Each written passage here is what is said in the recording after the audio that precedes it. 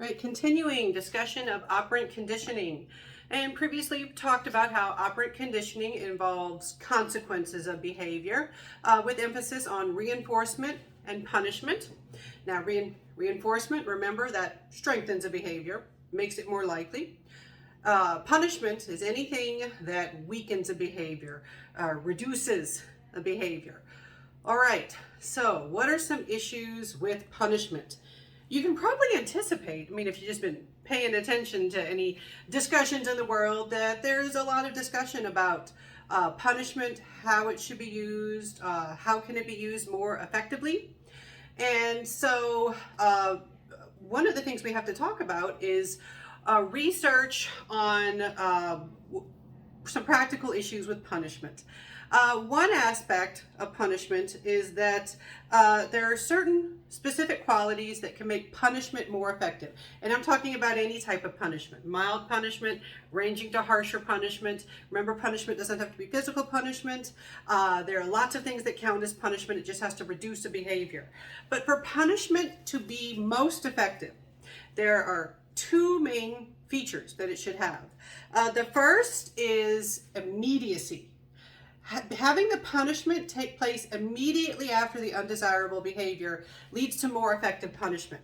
Now, this isn't always practical. This isn't always possible. Sometimes there is a delay for when an adult, a teacher, can deliver punishment to, say, a child. If you are trying to punish someone who's engaged in criminal behavior, there's often the punishment doesn't happen right away. There is some kind of a delay. There's, things like you have to go through a trial, you have to go through a whole process.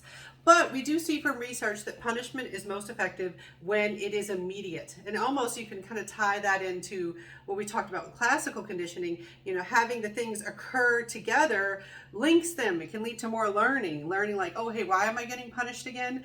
One tricky thing with having delays in punishment is sometimes the individual kind of forgets why they're being punished. They don't link the behaviors together. So, that makes it less effective. Now, another thing that makes punishment more effective is consistency. Being consistent, that you get punished essentially every time you engage in the undesirable behavior. The more consistent the punishment is, the more effective it is. So the behavior, the punishment is applied every time the undesirable behavior occurs. Is that always possible? Again, no. Like, think about working with children. You're not always going to catch every single time that they do something undesirable.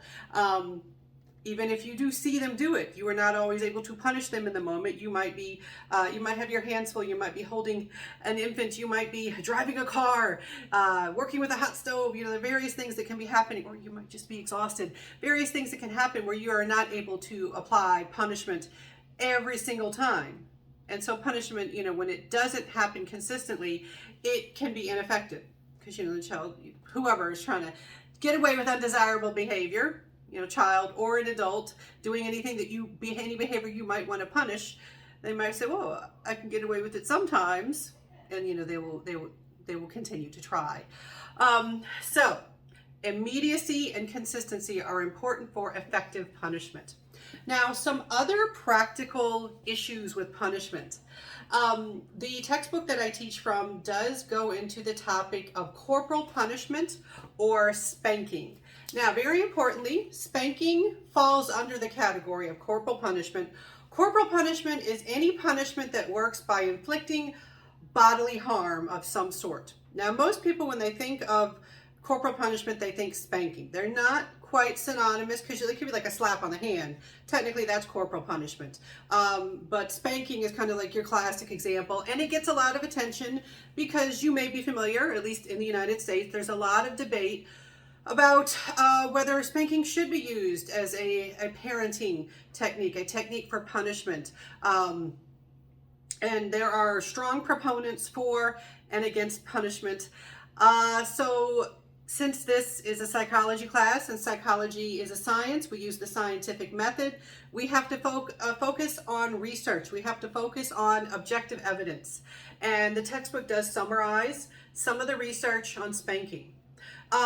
First of all, if you want to know more about this topic, I do cover it in more detail when I teach developmental psychology and also the class that comes after that. Psychology of Infancy and Childhood, if you're more interested in this topic. I'm going to give you sort of the short version for this introductory psychology class. All right, so spanking. What does research say about spanking? Research does not just say one thing about spanking. It's too complicated for that. There are various issues that you have to address with spanking. First of all, spanking can be harsh, it can be severe, it can be traumatic, or it can be mild. No big deal in some families, some individuals. Spanking does not have to be delivered in an over-the-top, angry, furious manner. Now, research does indicate when it does have that component, there can be harsh consequences, dealing with trauma, physiological arousal, anxiety, and fear related to that experience of spanking. All right, other issues with spanking. Just like with any type of punishment, how often is the spanking being used? How consistent? Is there consistency? Is there immediacy? Is there the link between knowing why the individual is being spanked? There are various issues with spanking.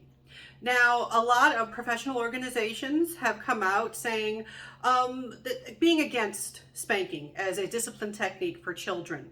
A lot of that has to do with the risk, the danger of losing control and moving into the realm of being abusive. So it's important to note that spanking is not always abusive by legal definitions, but it can be. And so there are, as I discuss in more detail when I teach developmental psychology, there are other parenting techniques. And also, parents who do use spanking, they often don't give themselves full credit for all the other things they do besides spanking. A lot of times parents will say, well, I spank my children and that's why they're good kids. And I said, well, do you do anything else? Nope, just spanking. But if you ask more questions, do you talk to your children? Do you teach them things? Do you model appropriate behavior? And very often those questions are answered with, well, yeah, I do those things. Oh, but that's not discipline. That's not punishment.